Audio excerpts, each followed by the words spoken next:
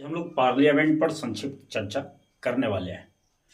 तो मैं कह रहा हूँ बार बार कि मेरा जो चैनल है उसको सब्सक्राइब कर लें।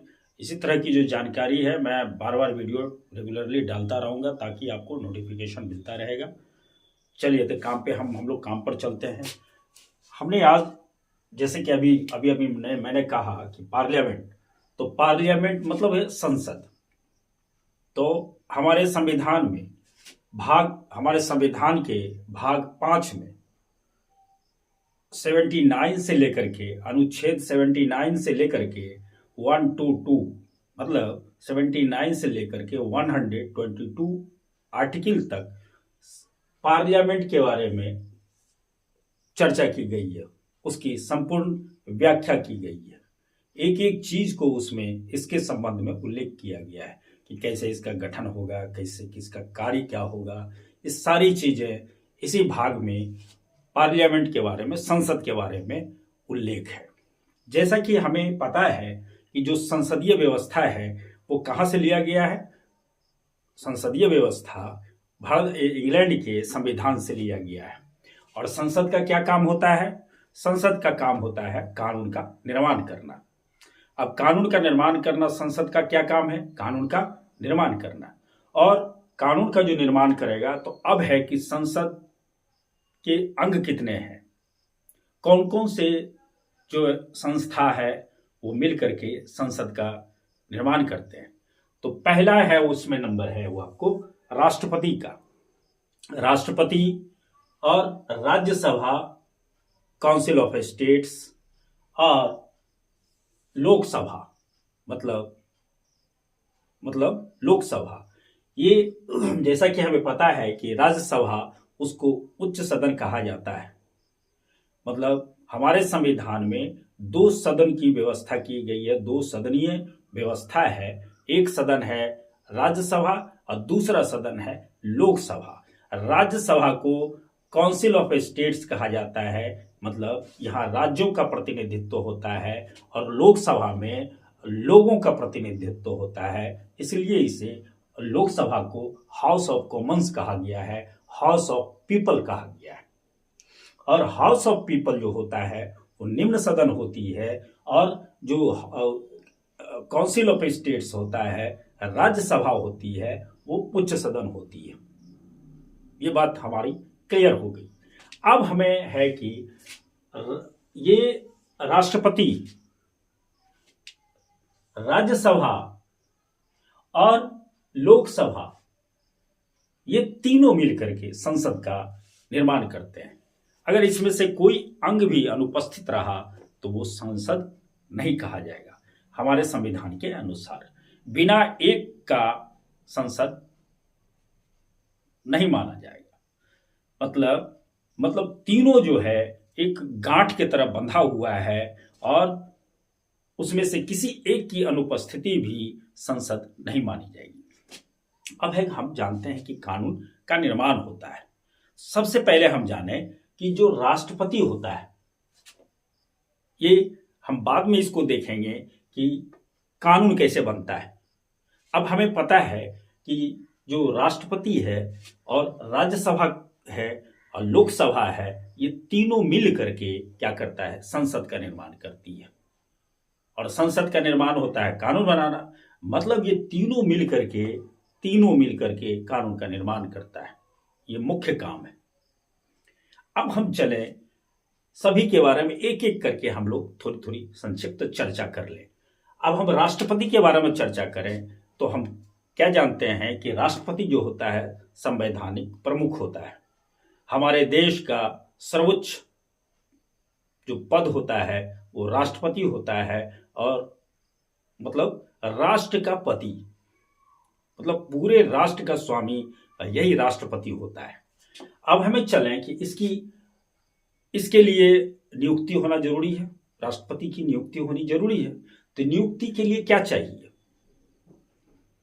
नियुक्ति के लिए पहली बात है कि इसकी नियुक्ति के लिए इसकी कम से कम उम्र होनी चाहिए 35 साल। दूसरा इसका कंडीशन है कि इसमें जो इसका राज्यसभा का सदस्य निर्वाचित होने की योग्यता होनी चाहिए। तीसरी बात है कि इस पर ये भारत का नागरिक होना चाहिए। और ये हो गया। अब इसकी तीनों के निर्वाचन की व्यवस्था भारत का निर्वाचन आयोग करता है। अब यदि जा रहा है यहाँ, ये नॉमिनेशन के लिए जाएगा, राष्ट्रपति पद के लिए नॉमिनेशन के लिए जाते हैं, तो निर्वाचन आयोग के समक्ष इसे 50 सदस्यों का, मतलब जो सदन है उसके, राज्यसभा लोकसभा के 50 सदस्य का वो अनुमोदक चाहिए। अब 50 सदस्य प्रस्तावक चाहिए। इसके लिए जब ये नॉमिनेशन देने के लिए भारत के मुख्य निर्वाचन आयुक्त के पास ये जाएंगे, तो इसे 50 प्रस्तावक चाहिए, जो निर्वाचित प्रतिनिधि हैं। और निर्वाचित प्रतिनिधि क्या, कौन, ये राज्यसभा के, लोकसभा के, ये 50 प्रतिनिधि चाहिए इसको, प्रस्तावक चाहिए, और 50 प्रतिनिधि आपको इसको अनुमोदक चाहिए। अब चलिए हो गई। तो इसके निर्वाचक मंडल में कौन होते हैं, यानी इन्होंने नॉमिनेशन दे दिया। अब इसके निर्वाचक मंडल में कौन होते हैं? निर्वाचक मंडल में होते हैं जितने सारे प्रांत हैं, यहां तक कि जो केंद्र शासित प्रदेश हैं और उसमें विधानसभा है, उसके निर्वाचित सदस्य, और विधानसभा के निर्वाचित जितने राज्य विधानसभा के निर्वाचित सदस्य, ध्यान रहे मनोनीत सदस्य नहीं, निर्वाचित सदस्य, राज्यसभा के निर्वाचित सदस्य, ध्यान रहे मनोनीत सदस्य नहीं, लोकसभा के निर्वाचित सदस्य, ये सभी मिलकर के एक निर्वाचक मंडल का निर्माण करते हैं, और वही निर्वाचक मंडल राष्ट्रपति का चुनाव करता है। अब यदि चुने जाते हैं तो इसकी शक्ति होती है, पावर होता है। तो क्या पावर होता है? ये जो है बैठक होती है दोनों सदनों की बैठक करवाता है, और जब बैठक चलती है तो सत्र चलता है, उस सत्र के समापन की भी शक्ति इसको है। बैठक बुलाने की शक्ति इसको है, किसकी? राज्यसभा की और लोकसभा की, दोनों की बैठक बुलाने की शक्ति है। एक चीज है, जब बैठक होती है तो उसमें ये भाग नहीं लेते हैं, न ही इसके सदस्य होते हैं, सदन के सदस्य भी नहीं होते हैं, और न ही इसकी जो बैठक होती है उसमें ये भाग लेते हैं। कौन? राष्ट्रपति। और जब ये दोनों सदन सत्र में नहीं चलता है तो ये क्या करता है? अध्यादेश भी जारी करने की इसको शक्ति है, और भी बहुत सारी शक्ति है, लेकिन हम बात करेंगे यहां पर कानून बनाने की शक्ति के बारे में बात करेंगे। जो कानून जो बनता है उसकी बात करेंगे हम।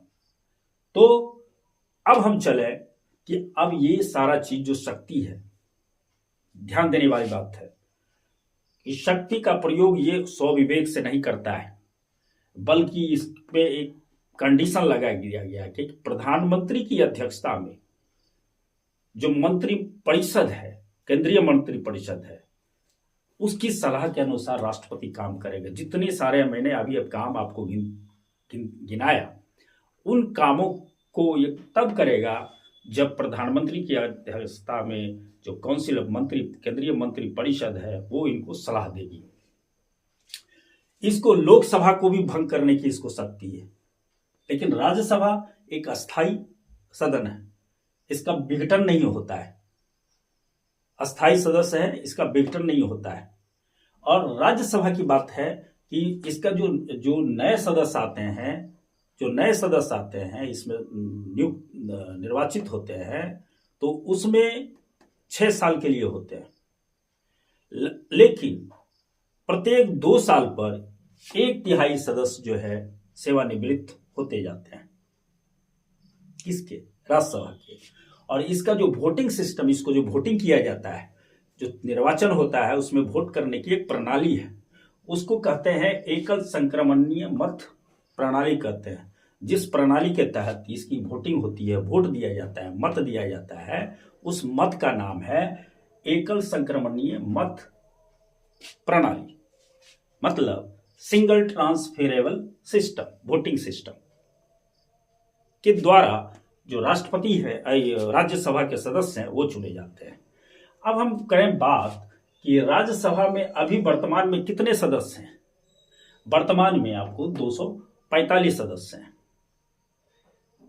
जैसा कि हमने कहा कि ये उच्च सदन है, इसका अस्थायी सदन है, इसका विघटन नहीं होता है। इसमें मैक्सिमम अधिकतम 250 सदस्य हो सकते हैं, लेकिन वर्तमान में इसमें 245 सदस्य है। और बात करें पार्टियों की, दलों की बात करें तो जो एनडीए है, नेशनल डेमोक्रेटिक अलायंस, उसके इसमें राज्यसभा में 133 सदस्य है, जबकि इंडिया का मतलब क्या, इंडियन, IND गौर से करेंगे उसका फुल फॉर्म, इंडिया का जो दूसरा अलायंस है इंडिया, उसकी गौर करेंगे थोड़ी सी कि इसका इंडियन, I से इंडियन, N से नेशनल, D से डेवलपमेंटल, I से इंक्लूसिव, A से अलायंस। ये इंडिया का जो है, इसका प्रतिनिधित्व कौन कर रहा है? कांग्रेस। तो ये इसके कितने सदस्य हैं? 80 सदस्य हैं राज्यसभा में। और जो एनडीए है, नेशनल डेमोक्रेटिक अलायंस, एनडीए, इसके जो है 133 सदस्य हैं। और एक वैकेंट है, सीट खाली है। आगे हम चलें लोकसभा पर, हाउस ऑफ कॉमन्स पर चलें, हाउस ऑफ पीपल पर चलें। तो हाउस ऑफ पीपल में कितने सदस्य हैं टोटल? हाउस ऑफ पीपल्स में अभी वर्तमान में कितने हैं? 543। और इसमें मैक्सिमम कितने सदस्य हो सकते हैं? 550।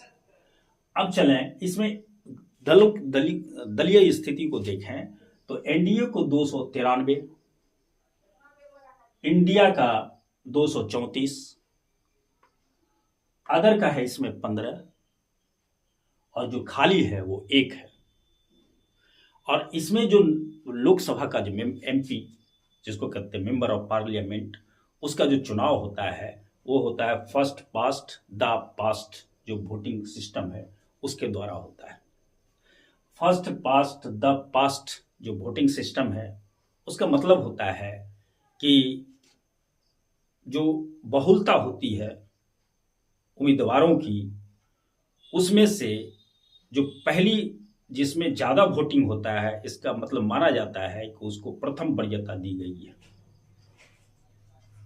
हम जितना वोटिंग डालते हैं तो सभी को मेरा मत है कि हम किसी में डालें, उसका मत है किसी में डालें, उसका मत है किसी में डालें। जब वोटिंग लिस्ट तैयार होता है, जो उम्मीदवारों का कितना किसको वोट मिला, तो लोग ज़्यादा वोट मिलने वाले का मतलब है कि लोगों ने बहुमत से पहले जो प्रेफरेंस, पहली वरीयता जिसको ज़्यादा वोट मिला है उसको दिया गया है, इसलिए उसका चुनाव कर लिया जाता है। तो उस सिस्टम के तहत किसका, लोकसभा का जो उम्मीदवार है, MP का है, उसका वोटिंग किया जाता है। अब चलते हैं हम लोग कानून की बात पर। तो कानून कैसे बनता है? कानून है कि या तो राज्यसभा में प्रस्ताव आता है कानून बनाने संबंधी, प्रस्ताव आया तो यहां से पास करके वो कहां भेजेगा? लोकसभा में। या फिर लोकसभा में अगर प्रस्ताव कानून बनाने संबंधी आता है तो लोकसभा से पास करके भेजा जाएगा राज्यसभा में। जब दोनों सदन, या तो यहां से अगर इससे प्रस्ताव आया पहली बार और ये पास करके लोकसभा में दिया गया और लोकसभा ने पुनः उसमें उसको पास कर दिया, तब वो राष्ट्रपति के पास जाता है। दूसरी स्थिति, यदि मान लिया जाए कि लोकसभा है, तो लोकसभा में जो प्रस्ताव आता है कानून बनाने संबंधी और ये पास करती है, तो ये राज्यसभा में जाता है, और राज्यसभा में जाने के बाद ये पास करता है तो राष्ट्रपति के पास जाता है। अब राष्ट्रपति क्या करता है? उसमें उसको क्या करता है? अनुमोदन कर देता है, उसे साइन कर देता है, और जिस तिथि से ये साइन करता है उसी तिथि से वो कानून बन जाती है। तो हम अब देख लिए कि ये क्या स्थिति है, सारी स्थिति हमने पार्लियामेंट के बारे में देख लिया, और बस इतना ही। और जितना सारा कहा कि जो भी निर्वाचन है, निर्वाचन संबंधी बात है, उसको राज्यसभा का हो या लोकसभा का हो, जो भी निर्वाचन होता है, चुनाव होता है, उसको जो राष्ट्रीय निर्वाचन आयोग है उसका वो संचालन करवाती है। तो आज के वीडियो